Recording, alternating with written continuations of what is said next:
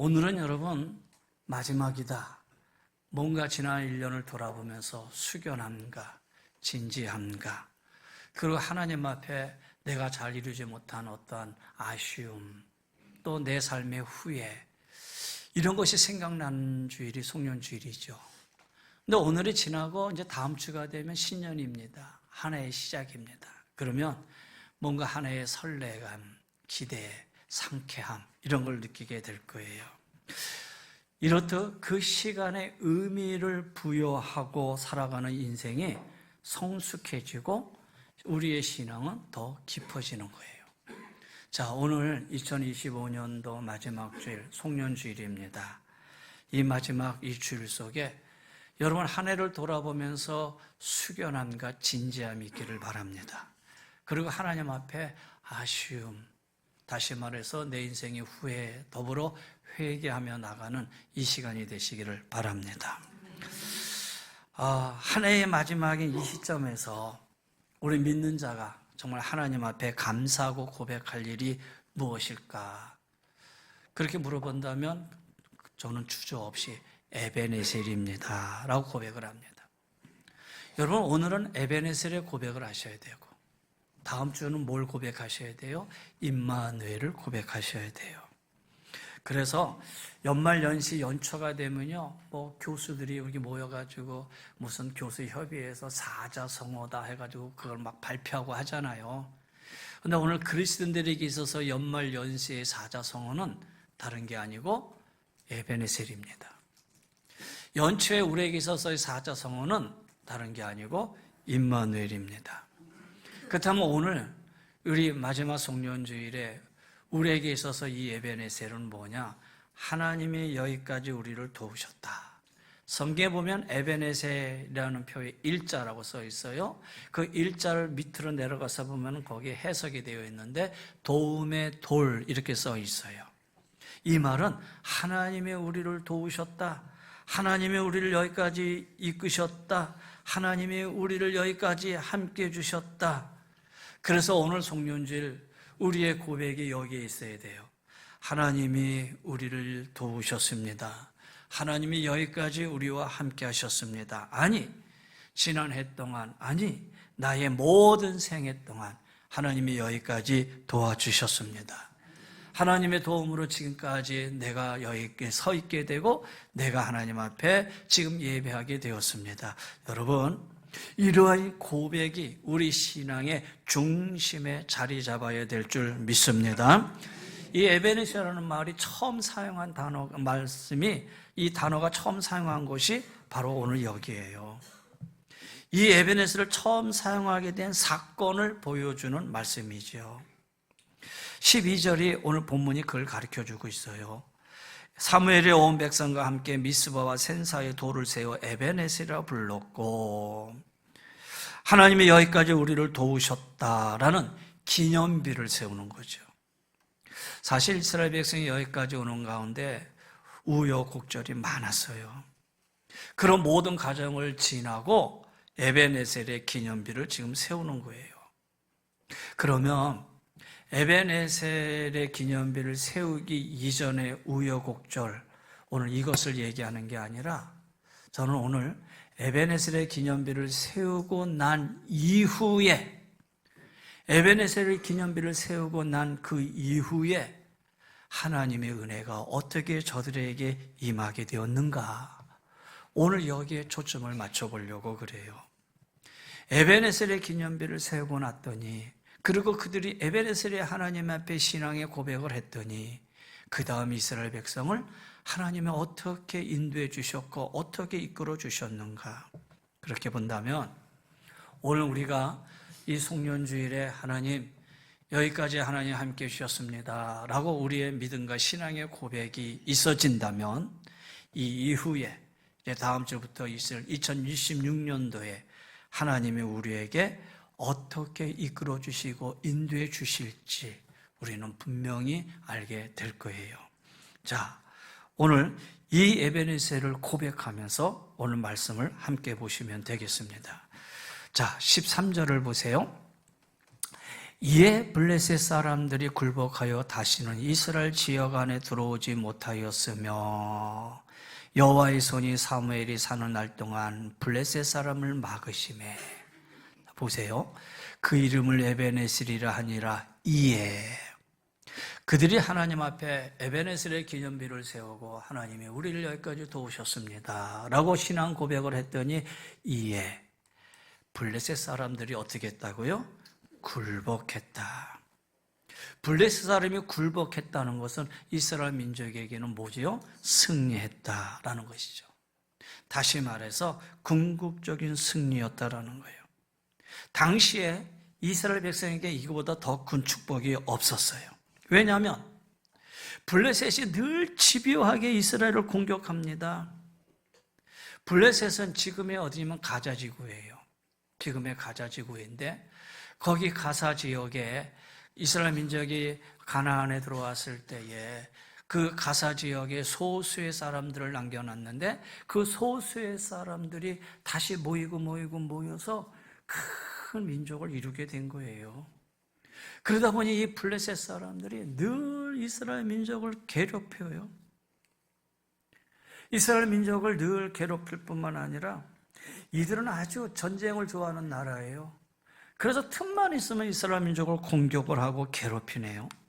잊을만 하면 또 공격하고 이스라엘 백성을 긴장하게 만드네요. 오늘 여기 이 블레셋 사람들을 굴복하여 다시는 이 블레셋이 굴복하기 이전엔 어떤 일이 있었냐면 이미 이스라엘 민족하고 두 번의 큰 전쟁이 있었어요. 두 번의 큰 전쟁 속에서 이스라엘 민족이 패해요. 첫 번째 전쟁에서 졌어요. 지고 나니까 두 번째 전쟁에서 아니 우리가 질 수 없지. 그리고 하나님의 법궤를 메고 나갔어요. 하나님의 법궤를 메고 나가면 이길 줄 알았거든요. 그런데 하나님의 법궤를 메고 나간 그 전쟁에도 패해요. 패한 것뿐만 아니라 법궤를 빼앗겼어요. 법궤를 블레셋에게 빼앗기고 모든 전리품들을 다 잃어버렸어요. 이런 일이 반복이 되니까 사무엘이 이게 도대체 뭐지? 원인을 찾기 시작을 합니다. 하나님과 함께 싸우는 전쟁에서 이처럼 연속적으로 패배하는 건 뭔가 문제가 있다. 이런 일이 없었는데 우리가 왜 이 전쟁에서 패배했는가? 원인을 찾는 중에서 그 원인을 찾아내는데 그 원인이 뭐냐? 이스라엘 민족의 범죄였어요. 이스라엘 민족의 범죄는 뭐냐? 하나님을 믿는 이스라엘 백성들이 하나님을 믿지 않고 우상을 섬긴 죄가 있었어요. 나라는 위에서부터 아래까지 총체적으로 부패했어요. 하나님의 공의가 땅에 떨어진 그런 죄가 있었어요. 그게 바로 7장 앞절을 읽어보면 그런 내용이 쭉 기록되어 있어요. 여기 3절에 2절 하반절 3절에 보면은 너희가 전심으로 여호와께 돌아오려거든 이방신들과 아스라스를 너희 중에서 제거하고 너희 마음을 여호와께로 행하여 그만을 섬기라. 다시 말해서 그들이 섬겼던 이방신들 다 제거해야 된다라는 거예요. 그러면서 사무엘이 이스라엘 백성들에게 회개를 촉구합니다. 이스라엘 백성이 이 사무엘의 회개를 촉구하는 그 말에 이스라엘 백성들이 나와서 하나님 앞에 부르짖으며 회개를 합니다. 그게 바로 8절 말씀입니다. 여호와께 쉬지 말고 부르짖어 우리를 블레셋 사람 손에서 구원하게 하소서 하니 하면서 5절에 보면은 그날 종일 금식하고 거기서 이르되 우리가 여호와께 범죄하였나이다 하니라. 그들이 막 하나님 앞에 회개하기 시작합니다. 통곡하면서 회개하기 시작을 해요. 그러면서 하나님을 진실하게 믿을 것을 그들이 다짐을 하지요. 그러는 가운데 하나님이 그들의 기도를 들어주셨어요. 그래서 사무엘이 이제 8절 9절 보시면은 젖 먹는 어린 양 하나를 가져다가 하나님 앞에 번제를 드려요. 번제를 막 드리면서 하나님 향해서 기도하는데 그때에 블레셋이 또 쳐들어오네요. 쳐들어오는데 하나님이 보셨어요. 이전에는 그 앞에 전쟁은 패했는데 이제 이스라엘 백성이 회개하고 하나님이 그들의 기도를 들으시는 가운데 이제 하나님 앞에 온전한 번제를 드리는데 저들이 쳐들어와 하나님 어떻게 했냐? 10절에 보세요. 블레셋 사람에게 큰 의뢰를 바라여 그들을 어지럽게 하시니 그들이 이스라엘 앞에 패한지라. 그들이 회개하고 기도했더니 하나님이 그 기도를 들으셔서 이 블레셋 군대가 거기서 패하게 돼요. 그래서 이스라엘 백성이 감사하는 마음으로 하나님 앞에 여기 12절이죠. 미스바와 센 사이에 기념비를 세우는 거예요. 그러면서 하나님이 여기까지 우리를 도우셨습니다. 고백을 하는 거예요. 그랬더니 블레셋 사람이 굴복했다. 그러면 앞에 10절은 이스라엘 백성의 승리, 12절은 궁극적인 승리. 이미 승리를 했어요. 그들의 회개함으로. 근데 에베네셀의 고백, 신앙 고백이 있은 후에는 이제는 궁극적인 승리가 이루어진 거예요. 블레셋 군들이 굴복했다라는 거예요. 이스라엘에게 굴복과 승리라는 놀라운 은혜와 축복이 임한 거예요. 사랑하는 성도 여러분, 하나님은 우리에게 승리를 주시는 하나님이신 줄 믿습니다. 하나님은 우리가 패배자가 되기를 원하지 않으십니다. 아무리 넘어지고 쓰러진다 하도, 아무리 약하고 힘이 없다고 해도 승리를 주시는 분이시고 우리를 승리로 이끄시는 분이십니다. 할렐루야. 그래서 잠언서에 보면은 의인은 7번 넘어져도 다시 일어난다고 그랬어요. 하나님은 우리를 실패와 낙심과 좌절의 자리에서 다시 일으켜 세우시는 분이세요. 우리의 인생과 신앙을 역전시키시는 분이세요. 아무리 폐색이 짙더라도, 아무리 가망이 없더라도, 아무리 실패를 번복하여 더 이상의 가능성이 없다 하더라도 하나님이 함께 하시면은 여러분 승리하실 수가 있는 거예요. 하나님은 역전의 명수이시기 때문이에요. 그래서 우리가 이런 하나님을 믿는 거예요. 이런 하나님과 함께 다시 일어나야 되는 거예요. 다시 용기를 갖고 그 자리를 박차고 새롭게 출발해야 되는 거예요. 사랑하는 여러분, 지난 한 해 동안 여러분 많은 일들이 있었죠. 아픔도 있었고 어려움도 있었고 슬픔도 있었고 다 패배된 것 같은데 여러분 하나님 앞에 이 에베네셀의 신앙의 고백 이후에는 하나님이 우리에게 승리를 갖다 주십니다. 그러기 위해서 여러분은 이 미스바의 경험이 있으셔야 돼요. 에베네셀을 미스바를 통과한 이후의 임행 결과예요. 궁극적인 승리를 위해서는 어떻게 해야 돼요? 하나님 앞에 철저한 회개가 있어야 되고 철저한 눈물의 기도가 있어야 되고 간절한 통곡의 기도가 있어야 된다는 거예요. 자신을 돌아보며 우리의 마음을 찢어야 돼요. 거기에 궁극적인 굴복과 승리가 임하게 되는 거예요. 하나님은 승리를 주시는 분이세요. 우리 앞에 분명 굴복과 승리가 보장되어 있다라는 거예요. 어떤 자에게? 회개와 참회와 결단으로 미스바를 경험하고 통과하는 자에게, 그런 자 마음으로 새해를 새롭게 나아가는 자들에게 하나님은 이런 승리의 길로 우리를 열어주십니다. 할렐루야. 두 번째 보시길 바랍니다. 14절 볼게요. 블레셋 사람들이 이스라엘에게서 빼앗겼던 성읍이 에그론부터 가드까지 이스라엘에게 어떻게 되니? 회복되니. 두 번째 은혜는 회복의 은혜입니다. 두 번째는 회복입니다. 이스라엘 민족에게 에베네셀의 기념비를 세우고 담대히 나아갔더니 이스라엘에게 승리만 주신 것이 아니라 이제 저 블레셋에게 빼앗겼던 모든 성읍들을 다시 회복시켜 줬어요. 이것이 바로 에베네셀의 축복이에요. 미스바를 경험하고 에베네셀의 기념비를 세운 그들에게 주어진 축복이었다라는 거예요. 이것이 에베네셀의 신앙이고 에베네셀의 기점으로 다 뒤돌려지고 회복되었다라는 거예요.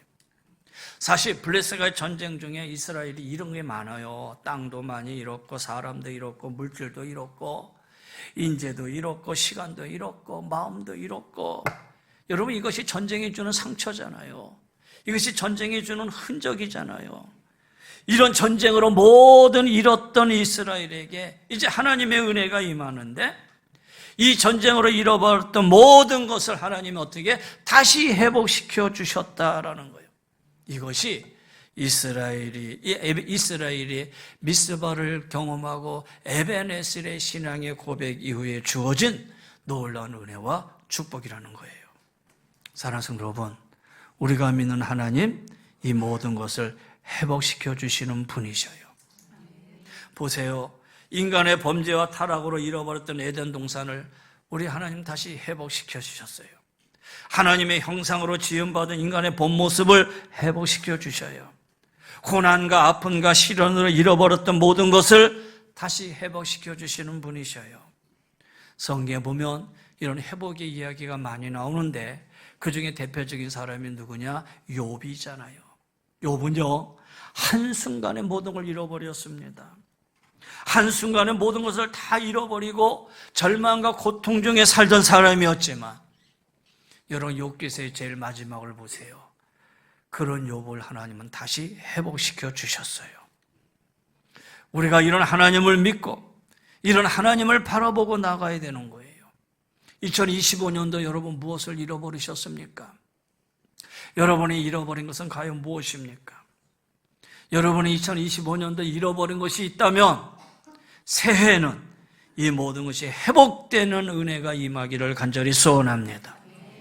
그래서 다윗처럼 기도하고 고백하고 나가야 돼요. 다윗은 이렇게 고백합니다. 하나님이여, 주께서 우리를 버려 흩으셨고 분노하셨사오나 지금 우리를 회복시켜 주옵소서. 이제 회복시키는 하나님을 바라보면서 이제 다음 주 2026년도를 여러분 회복의 한 해로 여러분 한번 선포하시기를 바랍니다. 그래서 모든 것이 회복되는 놀라운 은혜가 이 에벤에셀의 고백 속에 임하시기를 주의 이름으로 간절히 권면하며 축원합니다. 세 번째는 평화입니다. 보세요. 회복되니 이스라엘이 그 사방 지역을 블레셋 사람들의 손에서 도로 찾았고, 또 이스라엘과 아모리 사람 사이에 뭐가 있었더라? 평화가 있었더라.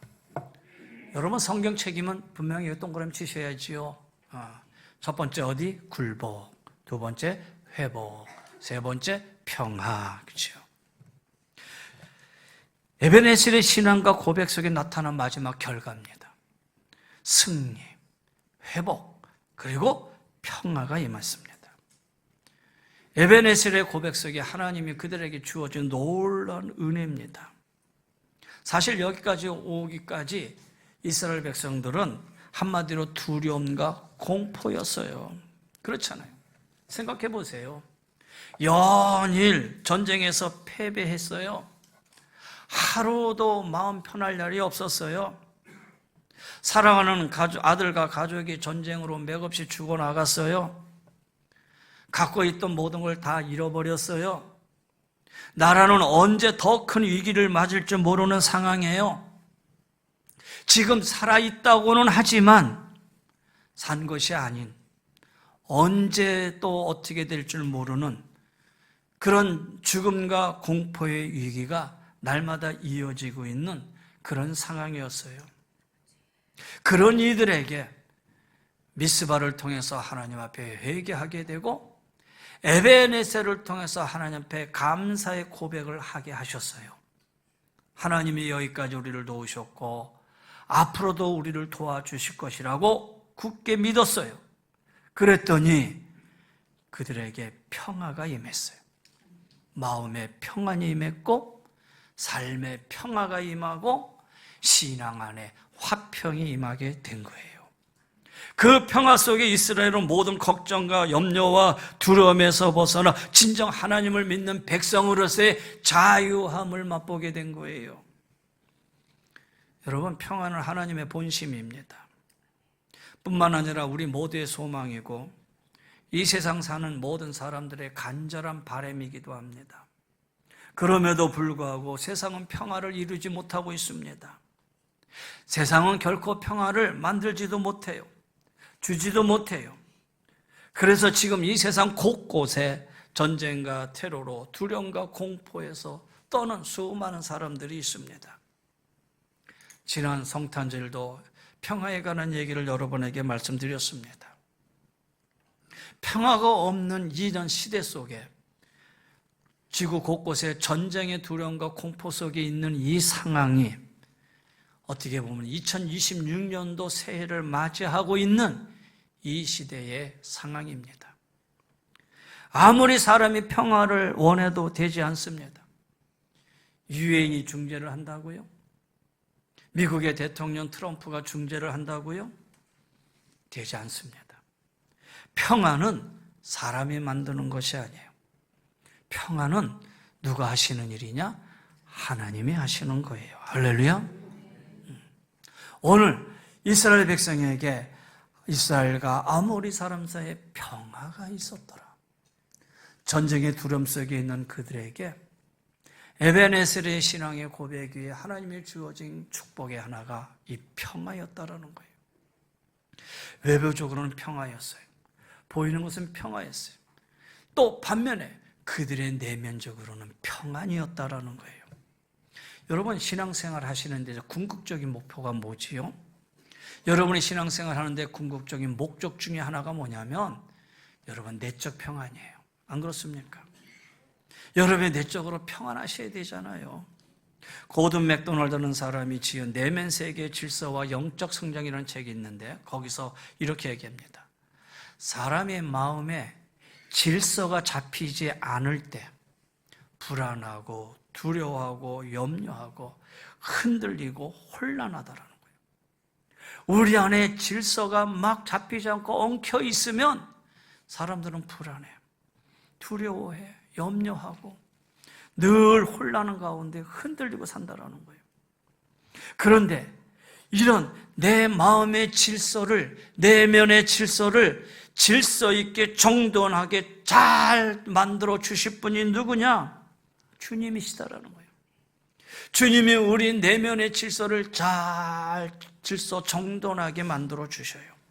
그랬더니 내 마음의 두려움과 내 마음의 염려가 사라지게 되고 내 안에 내적 평안을 갖게 된다는 거예요. 보세요. 예수님과 함께 3년 동안 공생에 함께하고 있던 예수님의 제자들, 예수님이 이제 그들께를 떠난다는 말에 그들이 두려워하고 있었어요. 그때 주님이 주신 말씀이죠. 평안을 너에게 끼치노니 곧 나의 평안을 너에게 주노라. 내가 너에게 주는 것은 세상이 주는 것 같지 아니하니라. 너희는 마음에 근심도 말고 두려워하지도 말라. 그들에게 하나님은 평안을 허락해 주셨어요.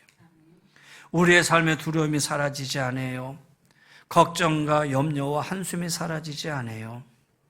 새해를 우리가 맞이하지만은 벅찬 기대감으로 출발한다고 하지만은 여전히 안개와 같은 우리의 앞날로 인해서 또 우리가 예상하지 못한 어떤 사건으로 인해서 우리가 불안할 수도 있어요. 눈에 보이는 현실과 당면한 문제로 염려하고 고민하고 걱정하며 지낼 수도 있어요. 그런 우리에게 이 시점 가장 필요한 것이 무엇이겠어요? 평화지요. 내적 평안이지요. 여러분 신앙의 화평이시죠. 이 평안은 세상에 주는 것이 아니라 하나님이 주시는 거예요. 이제 에베네셀을 고백하고 그 신앙으로 나아가는 이스라엘 백성에게 또 여러분에게 주시는 하나님의 놀라운 축복이고 은혜입니다. 우리를 두렵게 하는 어떠한 것들, 우리의 에베네셀의 고백 속에 하나님은 그 두려움을 바꾸어 평안으로 바꿔주십니다. 여러분, 무엇이 여러분을 두렵게 만들고 무엇이 여러분을 걱정과 염려와 근심으로 몰아가고 있습니까? 만약에 그렇다면 이제 하나님 앞에 에베네셀의 기도를 들으시기를 바랍니다. 여러분의 신앙이 에베네셀의 신앙으로 바꿔지시기를 바랍니다. 하나님이 여기까지 우리를 도우셨다. 2025년 내가 살아온 일, 많은 어려움과 아픔과 고난과 고통도 있었지만 그래도 내가 여기에 서 있고 여기에 존재하고 여기에 예배드리고 있는 것, 이것이 하나님의 은혜였고 앞으로도 믿는 자는 하나님의 은혜, 나는 믿음으로 삽니다 라는 고백이 있기를 바랍니다. 그럴 때 지금까지 도우신 하나님이 앞으로도 책임지실 것을 믿습니다. 하나님이 이끄시고 능력으로 역사하실 것을 바라보시기를 바랍니다. 지금까지 나와 함께 하신 하나님께서 앞으로 내 삶에 큰 힘이 되실 줄을 믿습니다. 이제 모든 걱정과 두려움에서 여러분을 해방하시고요, 자유하시고요, 하늘에서 내려오는 참된 평화와 축복이 임하게 되는 이 송년주일과 다음 주에 맞이하는 새해가 되기를 주의 이름으로 간절히 권면하며 축원합니다. 말씀을 정리합니다. 2025년도 이제 송년주일, 오늘 여러분과 저에게 사자성어는 에베네셀입니다. 오늘은 송년주일로 예배하지만 이제 내일, 모레 이틀 남았잖아요. 3일 남았네요. 이 3일 동안 에베네셀의 신앙 고백을 하나님 앞에 많이 하시길 바랍니다. 여기까지 하나님 함께 해주셨습니다. 나에게 아픔의 고통, 육체의 질병의 아픔도 있었지만 하나님이 함께 해주셨습니다. 사업의 아픔도 있었지만 하나님이 함께 해주셨습니다. 생활의 곤고함이 어려움도 있었지만 하나님이 함께 해주셨습니다. 내가 넘지 못할 많은 문제들도 있었지만 하나님이 함께 해주셨습니다. 여러분이 어떤 상황이든지 하나님 앞에 에베네셀의 신앙의 고백을 통해서 여러분 2026년도 임마누엘의 하나님의 은혜, 승리의 은혜, 회복의 은혜, 평화의 은혜가 우리 사랑하는 귀한 성도님들의 삶 속에 아름답게 임하게 되기를 주의 이름으로 간절히 권면하며 축원합니다.